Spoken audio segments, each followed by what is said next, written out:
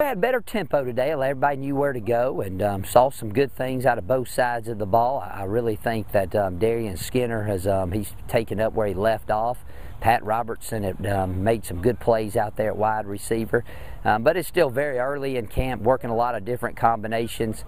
The weather was a little bit better today than yesterday, and I think we're progressing along nicely. You know, we got some good boys on the team, got a few good players, and we just got to develop some of those backups in case we're going to need them throughout the course of the season. You know, you finished your two practices just in helmets. Did you get out of it what you wanted? Yeah, I think so. You know, you find out more when you put the pads on, whether a guy can really play or not. But again, depth's going to be a big issue. We got to make sure we're well conditioned, and we got to have a lot of luck this season in order to reach the goals that we have for the team.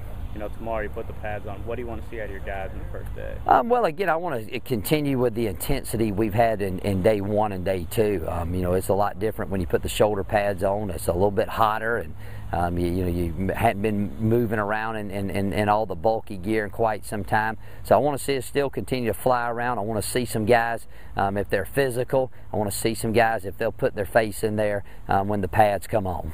You know, the weather, it's getting better today, and it's supposed to get better next week. Is that a good sign for you guys? Yeah, well, you know, it's kind of a very fine line. I mean, you want it hot enough that you can get yourself acclimated to the heat, but you don't want it so hot where you're just, it's a very non-productive day. So we moved up practice a little bit so we would finish up a little when it was a little bit hotter, get a little bit more work when it was a little cooler in the morning. So hopefully the temperatures will stay moderate, if you will. But again, we do need some of it, though, just to prepare for that opening ball game.